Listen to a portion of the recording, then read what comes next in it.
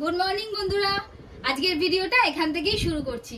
তো সকালবেলা একটু তাড়াতাড়ি ওঠা হয়েছে আজকে। তো উঠে আগে প্রথম কাজ হয়েছে আজকে নিজেরা ফ্রেশ হওয়ার পর রিওকে স্নান করানো। এই দেখো রিও স্নান হয়ে গেছে, একটু রোদে বসে আছে। এবার চা করব, করে ঠরে নিয়ে ছোটদাদের ঘরে গিয়ে বসে চাটা খাবো আগে, তারপর বাকি যাবতীয় সব কাজ করব। তো চলো আগে চাটা করে নিই। সকাল সকাল চা হয়ে গেছে, নিয়ে চলে এলাম। সুন্দর চা। আরে সকালবেলায় চা আড্ডা একদম শনিবার ঘন্টা স্নানে গেছে ঘন্টার উপরে। দেখো তাড়াতাড়ি আসো, চা ঠান্ডা হয়ে যাচ্ছে। চা ঠান্ডা হয়ে যাচ্ছে, গরম হলে খাওয়া যাবে না। মাকে ডাকো, ওখানে বসে গিয়ে চা খেয়ে নিক। চলে আসো। হ্যাঁ বসো। তাহলে আমি চা রাখিস তাহলে আমার জন্য। রাখ চা দাও, মাথা উঠছে সকাল থেকে, চা খেয়ে নি আগে। মা ওখান থেকে একটা জলের বোতল নিয়ে এসো। আজকে পিঙ্কি আমাকে চা খাওয়াচ্ছে।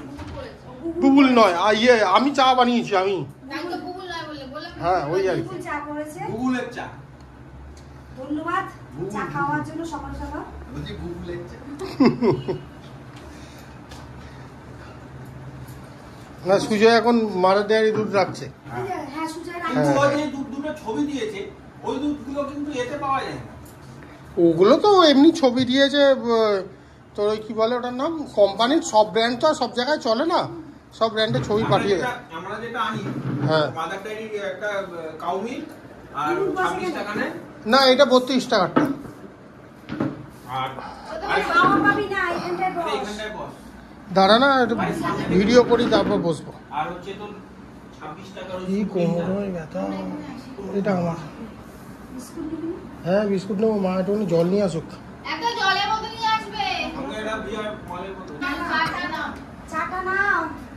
শেষ হয়ে গেলে পাবে না। একটু পানি ঢেলে দাও ওইটা।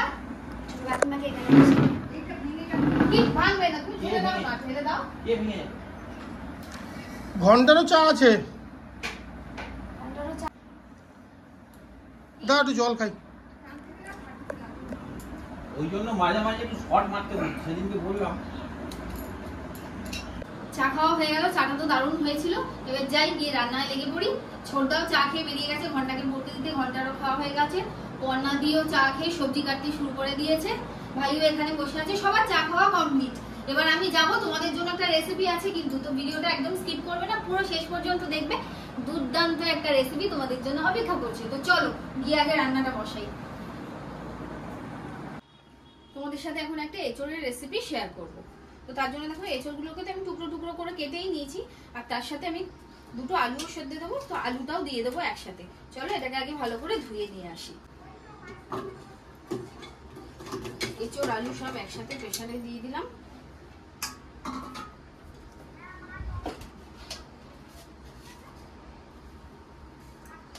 একটু নুন আর একটু সামান্য হলুদ দিয়ে এটাকে সেদ্ধ বসিয়ে দেবো।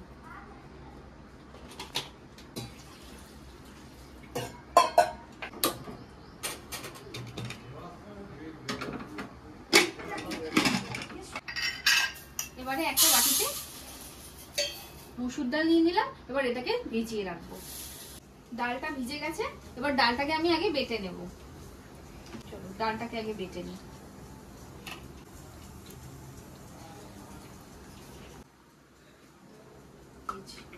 ডালটা বেটে নিয়েছি, একদম মিহি করে বাটবো না কিন্তু, একটু দরদরা রাখবো, মানে একটু দানা দানা রাখবো।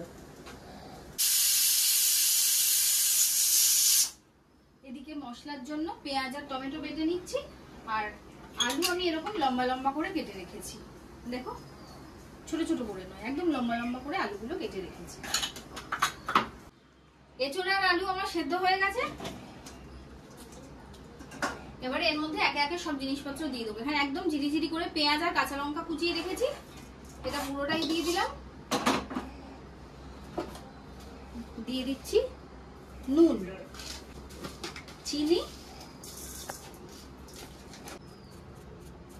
জিরে গুঁড়ো, বেশ অনেকটা দিলাম কিন্তু।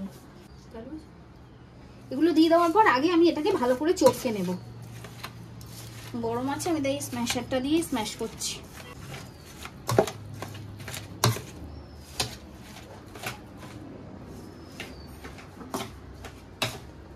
এবার দিয়ে দিচ্ছি এর মধ্যে ময়দা, আর এই যে মসুর ডালটা যেটা বেটে রেখেছিলাম ওটাকেও দিয়ে দেবো, সবটাই দিয়ে দেবো। করে এবার হাত দিয়ে মেখে নেব। এঁচড় আমার ভালো করে মাখানো হয়ে গেছে। এবার এর মধ্যে আমি দিয়ে দিচ্ছি গরম মশলার গুঁড়ো, দিয়ে আরেকবার ভালোভাবে এটাকে মিশিয়ে নেব। তেলটা যতক্ষণ গরম হচ্ছে আমি এবার এঁচড়ের মুইঠা বানিয়ে নেব। যেহেতু আমার আজকে রেসিপিটা হলো এঁচড়ের মুইঠা, তো মুইঠাগুলো ভাজার আগে আমি আগে হাত দিয়ে বানিয়ে বানিয়ে থালার মধ্যে রেখে নেব। শেপের ব্যাপার নেই, মুইঠা জানোই, হাতে ধরে এরকম ভাবে করে চেপে নিলেই হবে।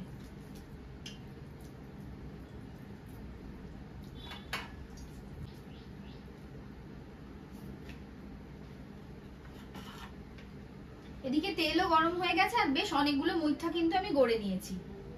তেলও গরম হয়ে গেছে, একটা একটা করে মুইঠা আমি ছেড়ে দিলাম।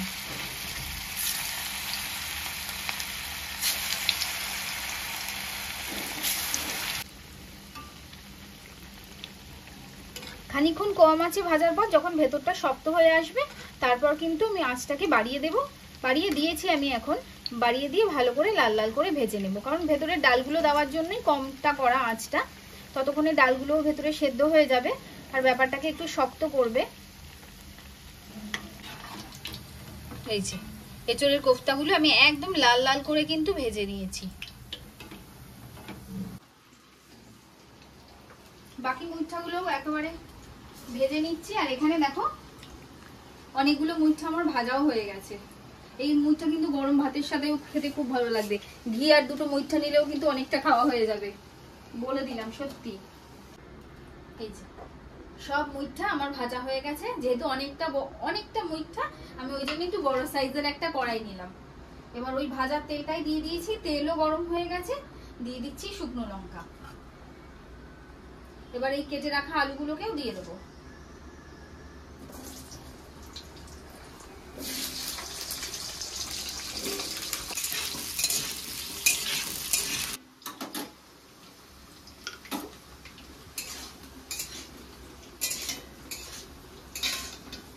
আলুটা হালকা ভাজা ভাজা করে নিয়েছি। এবার বেটে রাখা পেঁয়াজ আর টমেটোটা একেবারে এর মধ্যে দিয়ে দেবো। দিয়ে আলুটার সাথেই কিন্তু এটা ভাজতে থাকবো। ওদিকে আলুও সেদ্ধ হবে আর মশলাও কষানো হবে।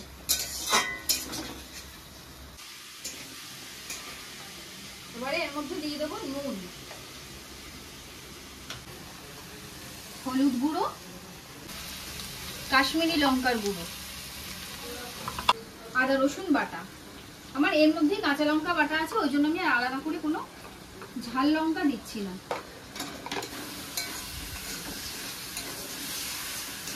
ভালো করে মশলাগুলোকে কষিয়ে নেব।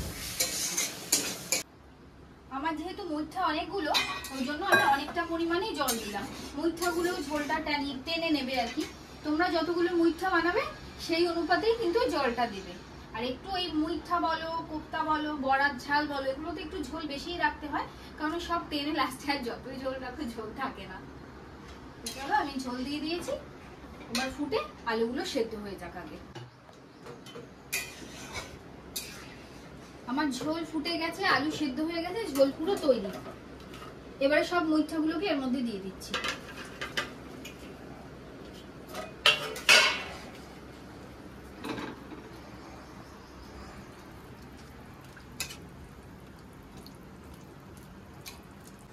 মুইঠা দিয়ে 2 মিনিট ফোটাবো, তারপরেই কিন্তু আমি গ্যাসটা অফ করব।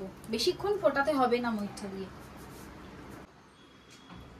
মুইঠা একদম রেডি। গরম মশলা দিয়ে দিলাম উপর থেকে।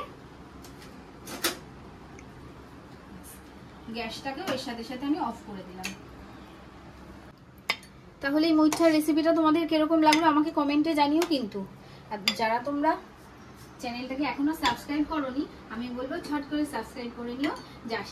মানে সাবস্ক্রাইব করলে কি হবে, তোমরা আমাদের ডেইলি ব্লগও দেখতে পারবে, সাথে সাথে এরকম রেসিপিও আমি তোমাদের জন্য দিতে থাকবো, সেগুলো তোমরা পেয়ে যাবে। রান্না সেরে স্নান টান সেরে চলে এসেছি খাওয়ার নিয়ে। তো রেসিপি তো তোমাদের দেখালামই, যে চিতল মাছের মুইঠার মতো নতুন একটা রেসিপি এঁচড়ের মুইঠা। অবশ্যই ট্রাই করো। আর আছে আমাদের মুইঠা আছে, ভাত তো আছেই, উচ্ছে আলু ভাজা দিয়েছি ওকে, একটু মুরগির মাংস। এই হলো আমাদের খাওয়া দাওয়া। এখন খেয়ে নেবো, প্রচন্ড খিদে পেয়ে গেছে, বেলাও হয়েছে। যদি ওয়েদার ভালো থাকে, জানি না, নাও থাকতে পারে, মনে হচ্ছে আকাশটা দেখে। যদি ওয়েদার ভালো থাকে এক জায়গায় বেরোবো আর তোমাদেরকেও দেখাবো সবটা ঘুরে কোথায় যাচ্ছি কি করছি। তো তার জন্য ভিডিওটাকে পুরো দেখতে থাকো। আর নিজের জন্য একটা খুব ভালো জিনিস কিনে এনেছি। বেরিয়েছিলাম একটুখানি খাবার দিতে, তার ফাঁকে ফেরার সময় একটা জিনিস কেনার ছিলই বলে আমি বেরিয়েছিলাম, না হলে আমি তো দুপুরবেলা ভাবে বেরোই না, আর কাজ থাকে ঘরে। আজকে বেরিয়েছিলাম সব সেরে ফেলে, জিনিসটাও তোমাদেরকে দেখাবো। তো তার আগে বক না করে আগে খেয়ে নিই, জানো তো।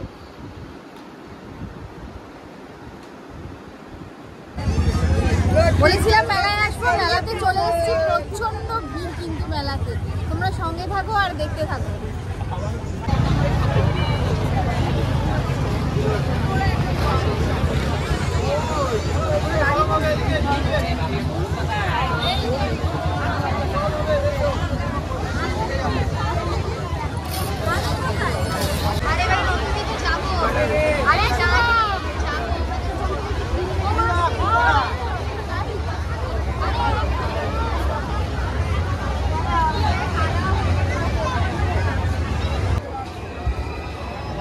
দেখছো কিরকম ভিড়। এই বড় মাঠে শুধু খাবার দাবারের স্টল ভর্তি, আর নাগরদোলনা আছে, কিছু অল্প দোকান আছে কেনাকাটির, আর ছোট মাঠে কেনার দোকান ভর্তি।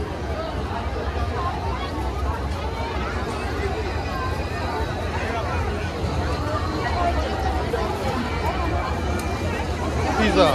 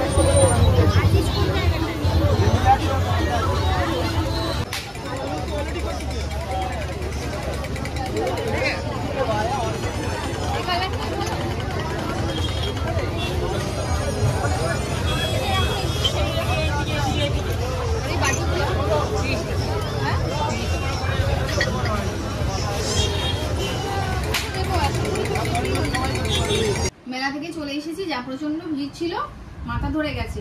চা নিয়ে বসে গেছি, চা আর এখানে মুড়ি নিয়ে নিয়েছি। বা চট করে তোমাদের দেখাই মেলা থেকে কি কিনলাম। বিশেষ কিছু কিনতে পারিনি ভিড়ের জন্য।